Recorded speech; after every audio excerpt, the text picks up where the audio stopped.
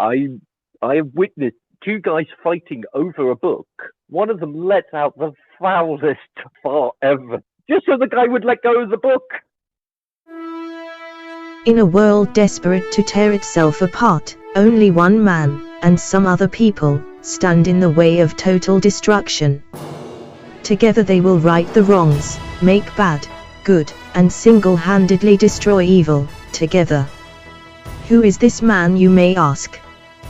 This man is Geoff.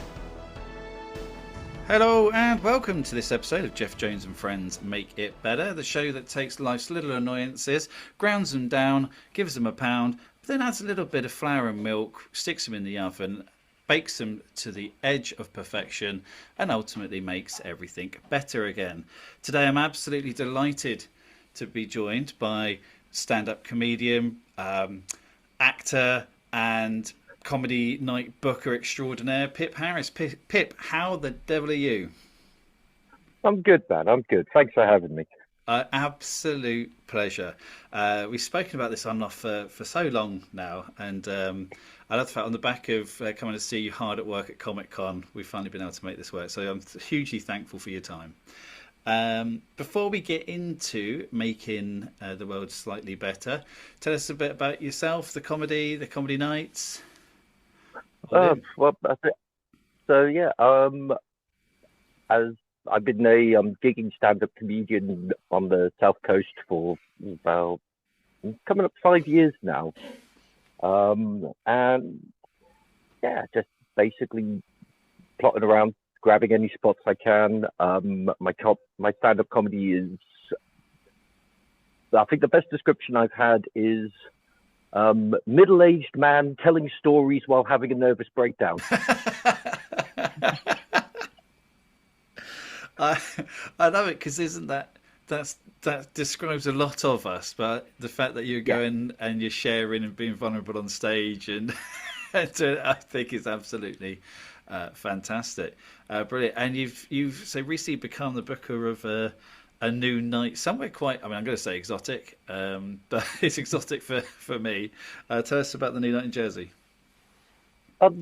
So basically just started a monthly show in Jersey, where basically we will be bringing about, at the moment we're doing about bringing over 3 comics over to Jersey to do a show, about around 200 capacity venue.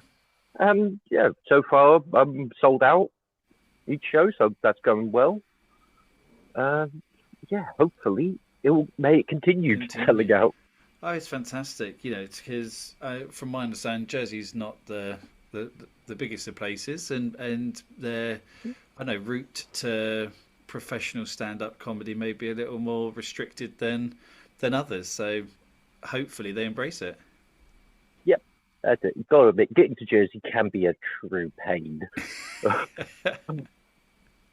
Every time I've had to go, I've used the ferry, and it's a 12-hour ferry to get there. Thankfully, for the comedians, we're flying them in, so it makes it a lot quicker and a lot easier.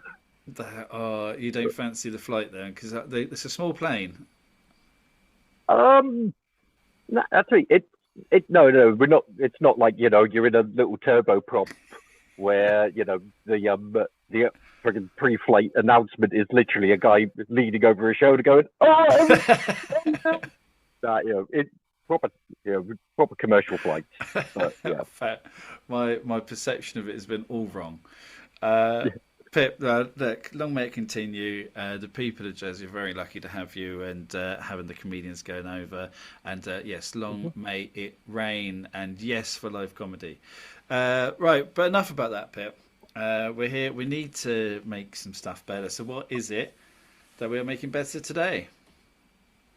Well, seeing as we finally crossed paths and made this happen whilst we were at Comic Con, I figured we'd talk about comics and the people who are buying them, the perceptions of them. That's basically some of the do's, don'ts, and funny stories that come from it. Excellent. I'm all in for this because I I was never the need a full run of comics. I love the artwork. I do love the stories. I've got my collection. A lot of it is zombie based, and I love it. But I love conventions. I love the hustle and bustle and flicking through comics and the smell of the and just getting in the, and also a comic convention where people dress up and things, as well as their kind of favourite heroes or villains or action stars. How long have you been kind of in the comic world?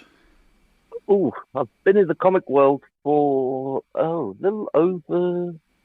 Well, I say as someone somewhat professionally involved in it anyway. I've been trading comics now for coming up to around 11 years. Okay, nice. Yeah, about 11 years now. And what caught your eye on it, or was it just having adult money to be able to finally do it? So, actually, somewhat the opposite. It basically started with me and a few friends. We opened up a place called Southampton Comics, where we realized two things. One, there was nowhere to buy older issues. There was only places to buy brand new stuff. And each of us all had a rather large collection that we needed to scale down so our other halves didn't murder us. So it kind of fell in that way that we basically started off selling off our own collections and then ironically started buying in more to sell off. I love it. So it's like too many comics, but I'm going to get rid of some. Oh, actually, no, this is now a business, so I need more, so I can then sell more, and the cycle is never ending. Pretty much, yeah. Went from there. Set up my own. I set up my own store, which I specialised in like back issues, valuations. I became an agent for a grading company called CBCS, who unfortunately are no longer with us. And it was all going great. Then the pandemic happened. Yeah. Yeah. Yes, it's a yeah. I mean, that took out so many places like that. Because it's not massive organisation, conglomerate, whatever. It's good, honest entertainment business. It kind of the pandemic does not look favourably. Yeah, it basically put me in a very awkward position because I couldn't let people just do what everyone wants to do, which is see a line of comic boxes and want to flick through every single one of them, because anything you touch I have to disinfect and all that sort of rubbish. So yeah, it kind of scuppered the whole thing, and also the shop had to be closed. But that's back then. Yes, I love the fact that you've been doing comedy. So you've been a comic for 5 years after the comic shop unfortunately came to an end. A bit of synergy there. Yes. It's actually kind of funny. It's one of the reasons when I'm typing stuff, my autocorrect will constantly be. Anytime I'm trying to write comedian, it'll try and get me to write comic, and every time it's one of those funny little things that. I love it. So, Kurt, what is it particularly that in the world of comics that irks you? Oh, there are many things that irk me, but one of the things that will forever annoy the hell out of me is people's sort of perception that this one book is going to basically make it so they don't have to work anymore. People chasing investments. People think, everyone thinking they've got a holy grail that everyone's gonna want and everything like that. Yeah. I spent so many days with people coming in going, "Oh, I've got these old comics from when I was a kid," and trying to sell me them And I'd be turning around and going, yeah, they're worth maybe £1 each. Sorry, you're not buying a villa in Marbella off of an X-Men one from 1990. That's it. So yeah, but this is the first appearance of Marshmallow Man, and you're like, yeah, but no one cares about Marshmallow Man, I'm afraid. Plus, there's peanut butter all over the cover. Yeah. Yeah. There's things like that happen all the time. I still remember I had a woman come in one day, and she had this little, I think it was like 3-4 books, and it was stuff from the 80s, which wasn't bad, but I think it was mostly Batman stuff. And she's going, oh yeah, they're worth a lot. I'm like, okay, let's have a look at them. Not great condition, but then again, at the time, they're nearly 30 years old. You're not going to get pristine all the time. And I'm going through them. I'm doing my valuation, checking conditions, all this lot, checking prices, and all this. There's a book that comes out every year that is the comic price guide, and this thing, it's our little tome that we could use. And sure enough, I'm checking it against them. I turn around to her and I go, the best the best we can sell them for all 3 of them is maybe £30. Absolute. That's it. She said, no, they're worth hundreds. I'm like, no, they're really not. She got so angry she threw them at me and stormed off. And I just left there with these 3 books. Okay, I'm going to put these to one side, and maybe she'll come back in and calm down and everything like that. I had no way of contacting her, nothing like that. And I think it was about 2 years later, I was moving some stuff and found them. I was like, oh, I guess you But they're now worth thousands. That would be brilliant. Nah. Yeah, but that's the thing. But no, it's like, and every Wednesday, new comics come out, and every week there's people turning around and going, this is the one we've got to have. And it can either be a flash in the pan on the day, everyone's desperately trying to get it so it bumps the secondary price up, or they print millions of them and nobody cares after the first week. And it's trying to convince people, there's reason stuff gets valuable. Not everything will be. That's it, because people, obviously there was a big boom, wasn't there, a few years. Oh, I suppose with the success of Marvel movies. Yeah.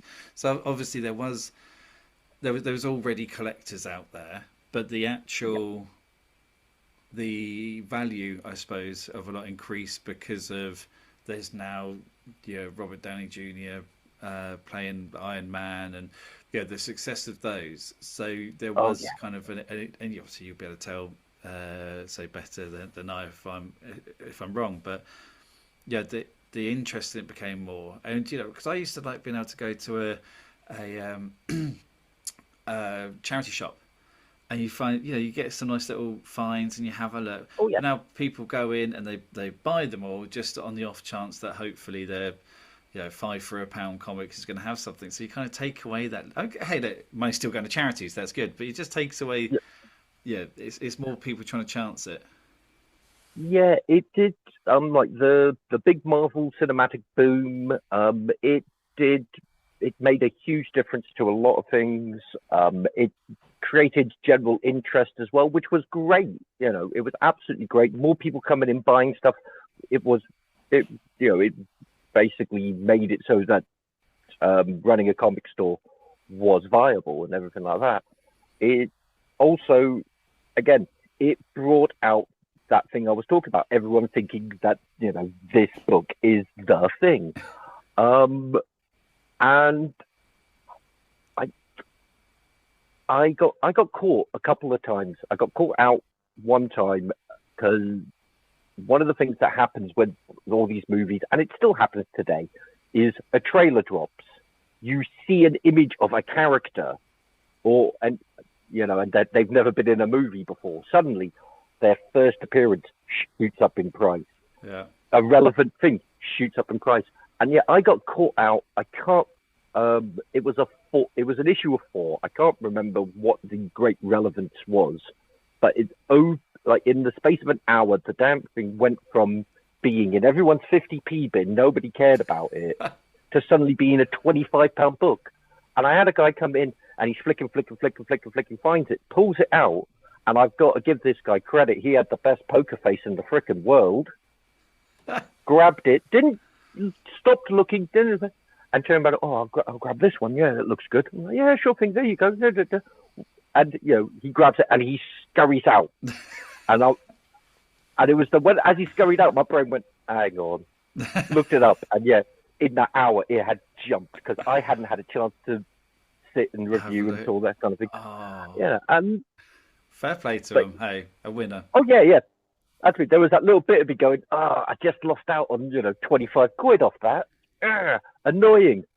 And then my brain went, hang on a second. Looked in another box that I had down to the side. I had 5 more copies of it. Oh, fair. Yeah, no.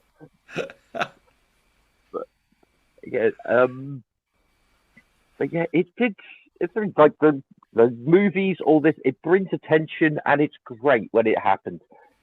The flip of it is it means everyone then suddenly desperately trying to get, that one book, everything like that. And, it's supply demand. And it's a bit annoying at times. I mean, seeing it from your side, it's great that the industry, the comic book industry, whichever form is busy and is popular again, kind of like it was in its kind of golden age, and people are out looking and reading. I know my kids certainly started their journey in it, and again they were one of them bought runs of things, the other just loved the artwork and the parts of stories or whatever it was, but the interest peaked and money's going in the comics. We still go to our local comic book shops, not as regularly as we used to, but certainly when we're passing. Comic book day, we try and get out and about and kind of see the neighbours and get involved.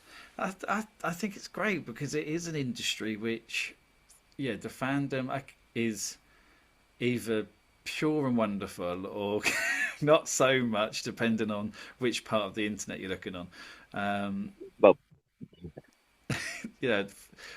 Rival fans, and I know sometimes it can get a bit tedious. Like, why can't we all just enjoy things? Thankfully, I think I've only on 2 occasions had somebody turn around and go, "Oh, why are you reading that? That's trash. Read this." I'm doing the whole Marvel, DC, indie books, all this kind of thing, trying to make themselves feel superior because they read something that they think is better than what anybody else reads. And I always shoot them down, going, if they enjoy it, they read it.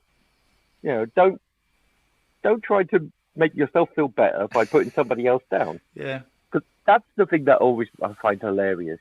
So, like, I am a child of the 80s. I remember back in the day, if you read comic books, if you played D&D, if you painted Warhammer, all that kind of thing, you were a geek, you were a nerd, you were bullied, you were picked on. It's now it's now geek chic, all that kind of thing, and profile has risen, all that, and it's great. But what I have noticed is people within. I don't know if it's because I can finally feel superior. They carry that over and they start bullying people. I've seen it. I've seen it with comic fans. But the worst one though is people digging at cosplayers. Yeah. For those who don't know, cosplay is basically when people go to conventions, and they create costumes based around characters from comics, TV, cartoons, anything. And, they do a great representation of that character. It doesn't have to be spot on. It doesn't have to be 100% accurate. But at the same time, they're expressing their love of that character, of that costume, of all that kind of thing. But there are people who, the stereotype of bad cosplay is the fat guy dressed as Sailor Moon. Right. And I'm not going to lie, I have witnessed I have witnessed the fat guy dressed as Sailor Moon, and good for him. He goes and enjoys his life. But there's so many people I've seen go, oh, they shouldn't wear that. They look nothing like them. Oh, they shouldn't wear that. They're too big. All that kind of. I was like, no, you're just picking at people now. You're trying to make yourself feel better, and I have no time for that sort of thing. Definitely, those people have missed the point of what it is, especially at a Comic-Con. And you get it. After Portsmouth Comic Con, I've seen in public groups and people sharing photos, and people who don't get it, who don't understand, or they don't want to understand it, because let's face it, the same person's probably put on a football shirt to go and watch his team play football, right? Which is the same thing. Your fandom, and you're dressing up like your favourite character, right? And they don't understand it, and that's one thing, because people can just be absolute a-holes, right? And they don't understand something, they'll find their own pleasure in making themselves feel better because they can put someone else down who probably may already feel quite self-conscious, but they've been brave enough to show their love for a fandom. I mean, that's one thing, but when it's with inside the community, that's what really does annoy me, because it's... Sorry, carry on. It is. It is stupid, like inside the community, when it happens inside the community. But most of the time, like I said, it's people who are, like most people who bully and pick on, they're just taking their insecurities, projecting it onto somebody else to make themselves feel better. Yes. And stop. People, stop. Absolutely stop it. Still, because I love it. So I've been to MCM in London. I did Walker Stalker. I actually worked Walker Stalker 1 year, which was fantastic. Met Greg Nicotero and a few other people, and it was just the absolute time of my life. So I was a massive Walking Dead fan and had the comics, there's this guy, and so I was actually there as helping a grading company, funny enough, of which I need to throw some names at you after this to see if you recognise any of them. But I probably do. Probably do.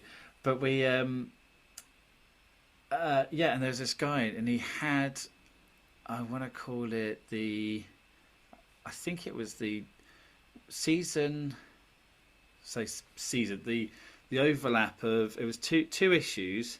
And it was the first appearance of Negan, so that kind of end of television-wise, season 6 and 7-1, and then kind of the two back-to-back front-to-front made a picture.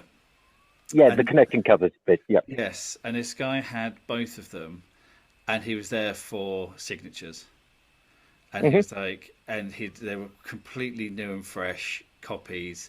And we went around and helped him get all of the signatures from all of the cast from The Walking Dead, Jeffrey Dean Morgan, Andrew Lincoln, the lady who plays Maggie, whose name now leaves me. Oh, I'm terrible for that. All of them were there, and I looked at this thing at the end, and just as the ink is drying, and I was like, this is what something I want, and I can only imagine. I mean, He said he would never sell it. He was a proper collector. He said he would frame it and everything, or get it encapsulated correctly. Yep. But that was a work of art. Great cover, and all those signatures on it was madness. I mean, it does kind of lead me to a question: what is the most expensive item you've seen? That I've seen in person. Been involved with, like as far as comics and gradings and issues. Okay, so there's two that instantly spring to mind. One of which was what is easily the true Holy Grail. A friend of mine had it for a very brief sort of split second. And had to show it to me. It was a Amazing Fantasy 15 first Spider-Man signed by Stan Lee. This was signed. Sorry, I was getting excited because I was thinking first appearance of Spider-Man. Sorry, carry on. But signed by Stan as well. Oh my goodness. Yeah. So this is, that is literally the grail. And literally my mate turned around to me, went, look at this, and handed me, this was a graded, encapsulated book, and handed it to me. And literally the second I looked at it, I handed it straight back going, no, I don't want to touch it. I don't want to touch it. I don't want, because, I was like, I don't think I have enough organs in my body to sell to be able to even look at this thing. I cannot have any level of responsibility for this item whatsoever. Yeah. I think I had, and when literally as I had my grandmother's voice in the back of my head going, if you can't afford it, don't touch it. But there was that. If you'd put a price on that, or at the time. I'm trying to remember what the grade. It was. I'm pretty sure it did sell, and it sold in the six figures. Wow. But yeah, I can't remember exactly off the top of my head. And that is crazy. But of books that have actually been in my possession, it was a moment. Earlier, I said I grated a guy on his poker face. This was one of those moments where my poker face failed me. I had a gent come into my store with an old suitcase going, my mate passed away. We found these in the attic. Just want to know what they're worth. I was like, all right, well, I offer valuations. So, yep, tell him my rates. He agrees, hands me, opens up the suitcase. And it's all the tray paper, and I'm looking, and it's old stuff from the 60s, like old war comics, commandos, all this. So I'm just like, okay, this is just going to be, this is all trash. And I flipped one over, and there is an Incredible Hulk #1. And this is the original. The Hulk is grey, not green, because of printing error. But this thing was so delicate, I could barely touch it without, it crumbling to bits. So at which point I instantly put the gloves on, and I start, delicately looking at this, trying to work it out. And I love that's an instant telltale sign. Oh, he's putting gloves on now. But yeah, that's the thing. My poker face failed me, so I was like, okay, well, I'm in now. So I'm doing this, and I was just like, okay, I'm going to snap some photos, all this lot. Leave it with me tonight.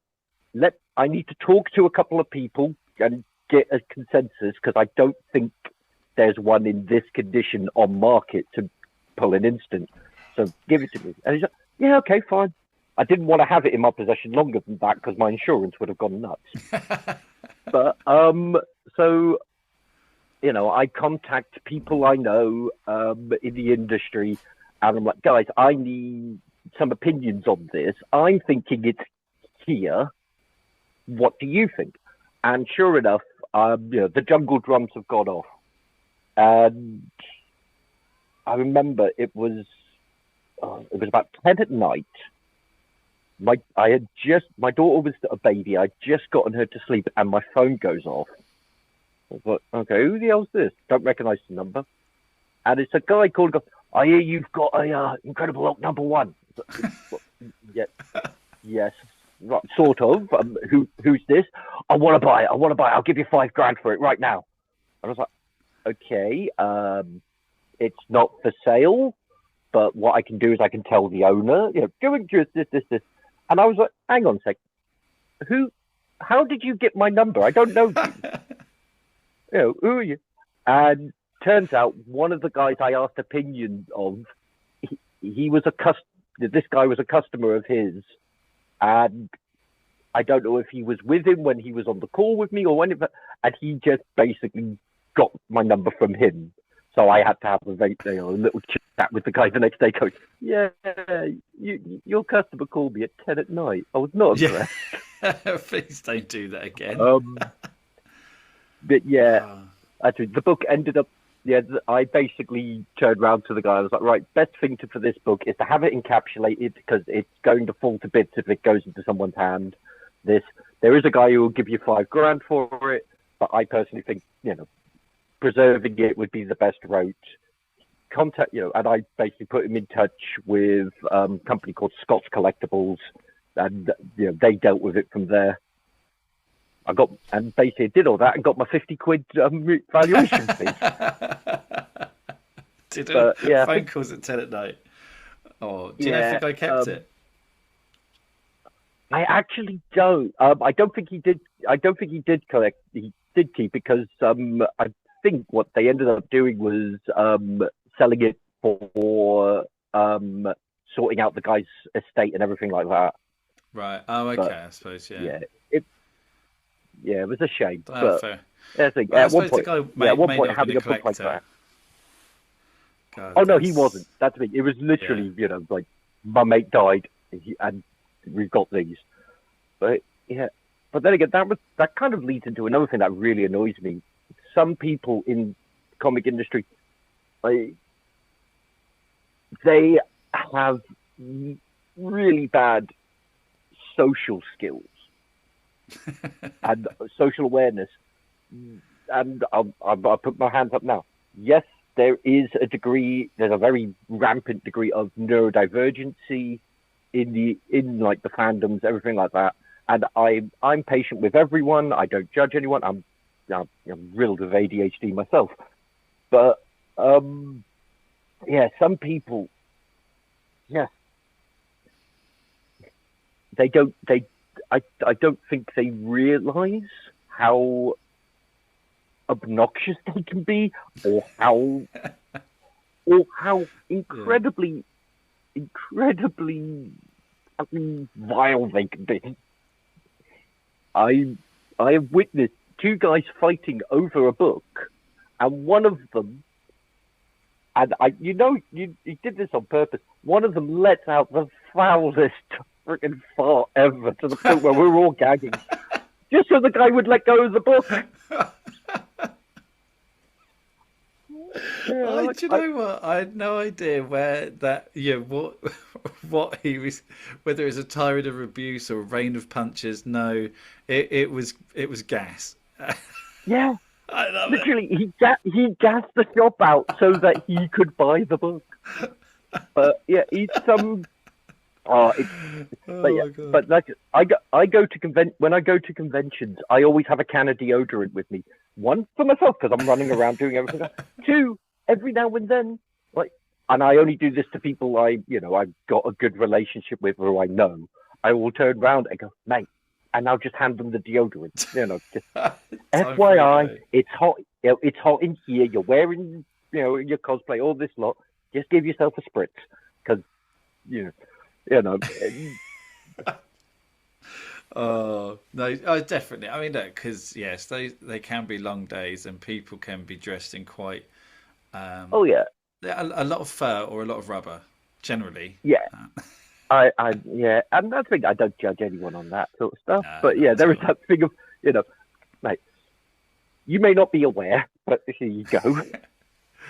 So one of my favourite things about conventions and cosplayers is generally when you're walking there, and Pop just coming out of Greg's with a sausage roll is a Wookiee and Batman, and like someone just coming out of Primark dressed as they don't know, walking with a massive hammer, and like it's just, I love it, and the because you see the kids around, like young kids who don't know what's going on, they're just like, this is the best thing that's ever happened. There are literal superheroes walking down the road. Yeah. And you get adults looking around thinking, what on earth is going on? But then as soon as they're inside the compound of the convention, the people on the outside are like, what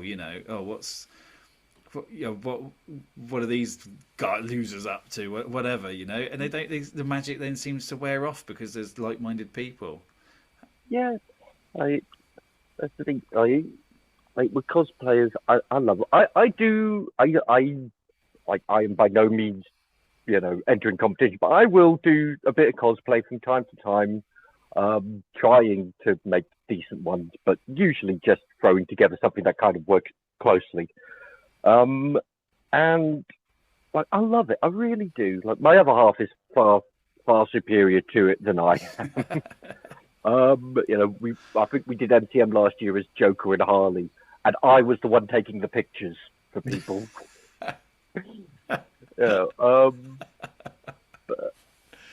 Yeah. I've promised that next year I'm going to, because I've been having the show live at Portsmouth Comic Con now. This is the third year, and I've never dressed up. Usually because I'm wearing a bit of show merchandise, t-shirt, jumper, whatever.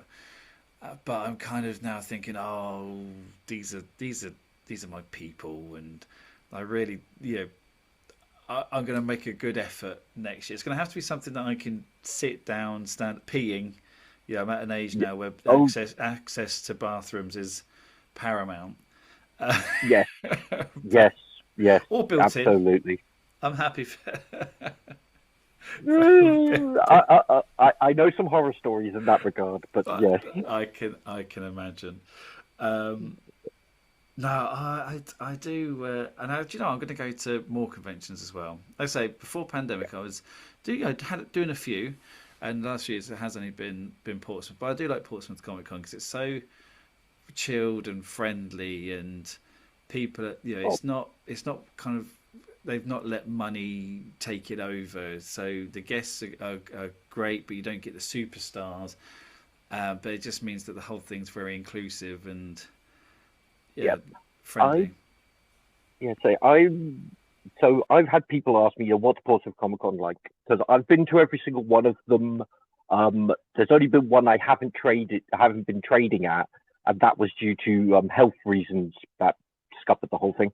But the one thing, it's a weird little sort of, it is a very weird little convention because it's what I've referred to as an activities convention. Because like you have your MCMs where you have you have superstars galore, and everyone's going around trying to get signatures. You've got all big brands trying to flog you something, and then you have the traders market where, unfortunately, at the moment, it's a lot of knockoff tat and people who've gotten their first 3D printer and make those annoying little dragon things everywhere, and maybe some comic traders. But besides from going around shopping or lining up to get a 2-second selfie with someone, there's not much else to do. Whereas Portsmouth Comic Con, it's almost everything is geared around an activity to do. And that's great, because it's great for families, everything like that. And I really appreciate it for that. Yes. But, yeah. Yeah, it's quite authentic. Authentic, is that the right term? I don't know. Like say, describing the big London ones and Liverpool, etc. And it's, if you've got a load of money to get a selfie and a signature from someone you really like, hey, crack on. Otherwise, go and support your local comic shop. Like if you want to look for comics and things, if you've got something specific, but to fork out for the big, big price to go to London and then get selfies. You know what, you may not get the opportunity again. So all for it. But if you want a let's say more of an experience, then Portsmouth and the smaller conventions are very much geared towards that. Yeah, I think, although on getting stuff signed and things like that, having those moments, I've had some, there's two stories that spring to my mind, which I always have a giggle at.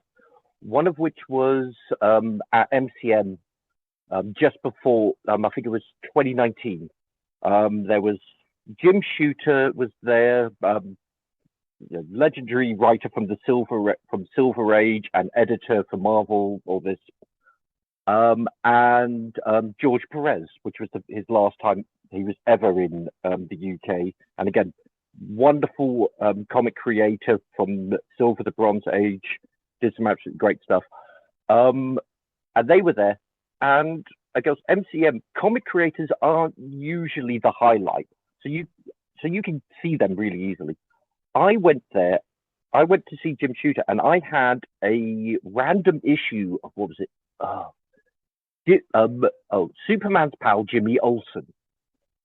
And not a book anyone knows, but while I was researching, I realised he was credited for writing in the issue before it and the issue after it, but not this particular one.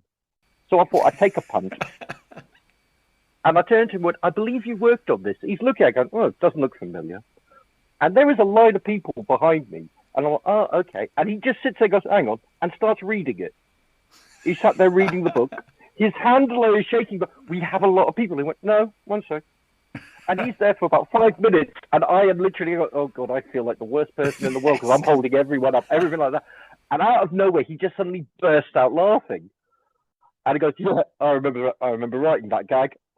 Turns around, closes the book, signs it, hands it to me, and goes, that's probably the only one of those in the world. And I was like, absolutely fantastic, Put it in the bag, everything like that. And then proceeded to go and have a chat with, George Perez, who was an absolutely wonderful guy. I was lucky enough, and I have to get some stuff signed by him. I have a nice little visual aid here, but obviously no one will see it. But yeah, I have a wonderful book signed by him. And yeah, so that was just weird. I had everyone death staring me whilst he was holding up the line, and the second he said that's the only one in the world, I had almost everybody else wanting to turn around. Are you selling it? How much do you want? How much do you want? Love it. Well, the queue starts here, guys. Yeah. But the other funny one I had, and you said you were a Walking Dead fan, and it came to my mind then when you were saying it, but didn't cross it. So there was a time I had a box of Walking Dead. I think it was about 200 books in there. Every single issue was signed by Charlie Adlard, the artist. And because Charlie will sign anything. Yeah. He will sign anything. And a dear friend of mine who's one of the main signatory witnesses for the UK once turned around and went, when Charlie Adlard has been to a convention because the toilet seat is signed. I had a customer flicking through this book and going, wow, these are all signed. And I'm like, yeah, if you're lucky, you can find an unsigned one. Yeah. He did devalue his own signature, but that's fine because he does it for the fans more for. Yeah, I've met Charlie a couple of times. Yeah, absolutely. No, he's a lovely guy, really is, and he will. He literally will sign it. And I don't think he does.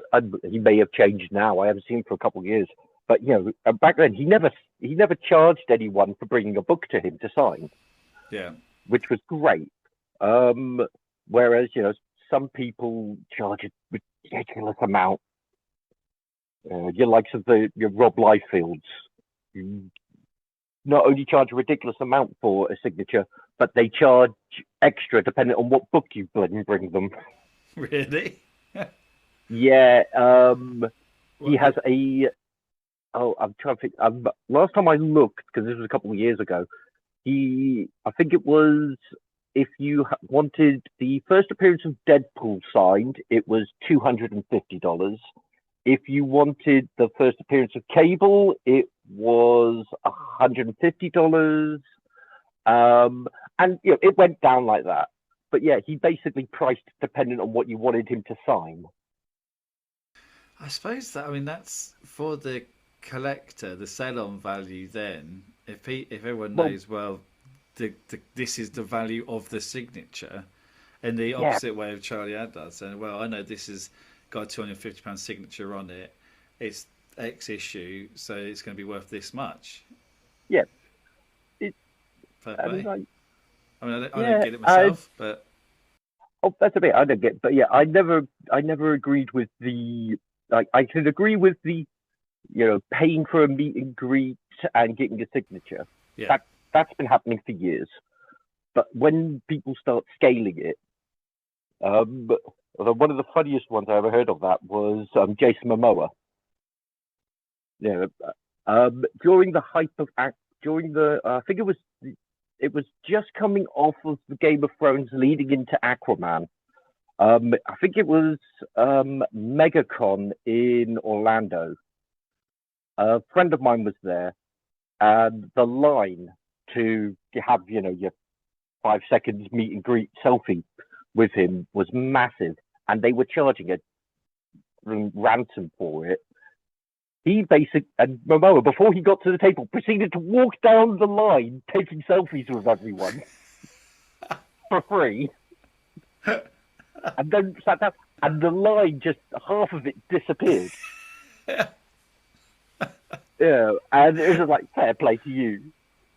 Oh, I love it. Because there are some of them that are just they're just as big a geeks as we are, and they will go, and they'll do that. We've had a couple of times where guests have come to our stall going, "Do you have this?" Well, yeah, we've got that. There you go. Go. Pip. I could sit here and talk to you for hours in general, but on this stuff as well, because I just love hearing all the stories, and hopefully one day we'll sit down with a coffee and just hear, because I love it. I love the community. I love people's little quirks. I love even the grading side of it, and all this stuff. Just the big old melting pots of comic collecting, fandoms, all of it. And but we do actually need to make it better. Okay, so we've covered a very large array of kind of comic people related subjects. The overriding thing for me, and it's quite a general thing, and it's a bit of a make it better, easy get out, I'd say, is the fact most of it ties back to people just need to be better. Either whether that's nicer, stop trying to monetize everything, just let yourself enjoy things, just open up to the world of comics and fandoms, and just do it for the joy of it. And I don't think people let them just be in the moment enough. Yeah. I realise now as you say that, oh God, I rambled on again, didn't I?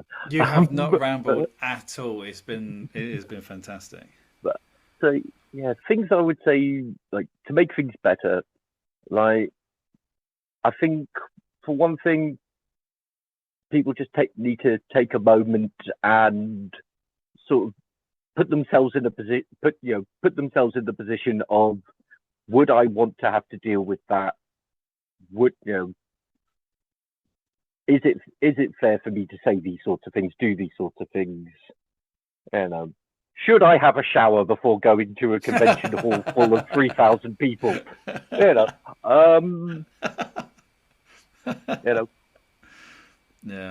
But I'm sorry, I went there, but stereotypes exist for a reason. Hey, yes, I agree. Don't put your makeup on the night before. Do it after.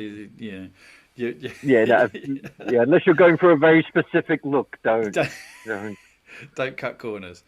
But I made that mistake at one convention. I was doing Joker, and I did a full face, everything like that. It was a 2-day convention, and I did that on the first day. Oh. And then, of course, the second, and the place I was staying, the shower wasn't all that great. So I came back the next day, and everyone was like, "Are you all right? You look really pale." I was like, "Yeah, I've still got a bit of the makeup on from yesterday." Looking like Joker after the vat of melting ooze. I can't remember what he fell in now. But, Ace Chemicals, yes. Ace Chemicals, that's the one. Pip, thank you so much. Like I say, it's been an absolute joy just hearing from the other side as well. I speak to obviously a lot of other collectors and cosplayers and people, but actually hearing it from the other side of it as well, and has been really fantastic. And long may comics reign supreme, as long as the MCU doesn't beat us all to death with content that we start getting sick of it and we'll be burning them in the streets before we know it. But no,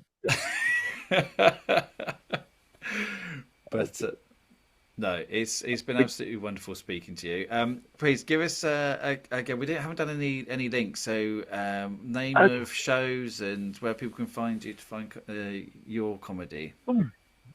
So, in upcoming, I'm going to be at Bobby's Lounge for Laugh Out Lounge. I believe that's on the 21st of the month. I'm obviously going to be in. There's obviously the first weekend of each month in Jersey for the Pro Show. I'm periodically going to be at those shows. What's that one called? Don't want to be taken. We haven't actually done a proper name for it as yet. We're still looking to work that one out. There's one of the many jobs I have to do. But before that, on the 30th of May, I'm hosting a charity show called the Jangle Ball, which is at the Post Office Members Club in Portsmouth. Oh wow! Yep, we're doing that. We're doing that, raising money for a charity called Beyond Reflections that help people with transgender issues and counselling, everything like that. So we're raising money for that. But aside from that, the other thing to find is I usually post stuff on Facebook and on TikTok. The best places to find me. And it's just under Pip Harris? So the Facebook is just Pip Harris is the easiest way to find, is the easiest one.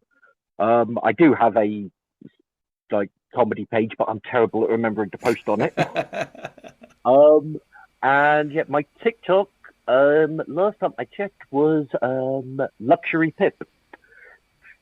Fantastic. Well, everyone, go and check out Pip, even if he posts infrequently. If you're off to Jersey, then go and stop by. I'm going to throw a name in the hat for you. Okay. Comedy Channel Islands. So you got the Comedy Channel Islands. Yep. Jersey and the Channel Islands. You know, it's top of the head. Not top of the head. Yep. You don't have to use it. No royalties, no free tickets or flights over or anything needed. You can have it completely for you. I appreciate that. And that's on record now. And that is on record, definitely. No, just incredible help number one, please.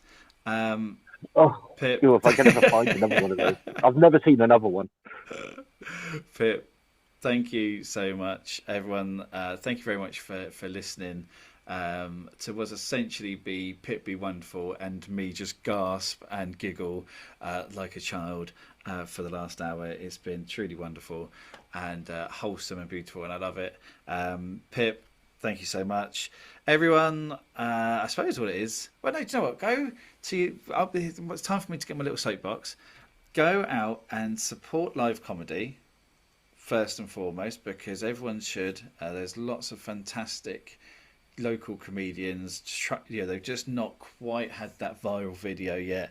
They've not got the Netflix special, but they're out there, they're grafting, they're working on their craft, they're doing well, and you'll find your next favourite stand-up comedy working in stand-up comedian working in kind of local clubs and events. So do go and check them out. Also, next time you're stopping by or walking down the road, stop by a comic book store. Have a look. Buy an independent. Buy something that you like. Buy something that looks pretty. Just buy something. It doesn't have to be expensive. Help out the shop. Help out independent stores. You may find, again, something that you truly love. And then if you want to dress up at it and go wandering around with 3,000 other people who dress up at it, then go and do that. Be brave. And don't let anyone tell you anything apart from you look wonderful. Okay, all there is time for me to do is say it is goodbye from me, your host, Geoff Jones, and it is goodbye from Pip. Say goodbye, Pip. Goodbye, Pip. Goodbye, Pip. Do you know what? I've ruined this bit because now I have to say also check out Stickle Bricks and Chill with myself and comedian Kate Penfold. Now, goodbye!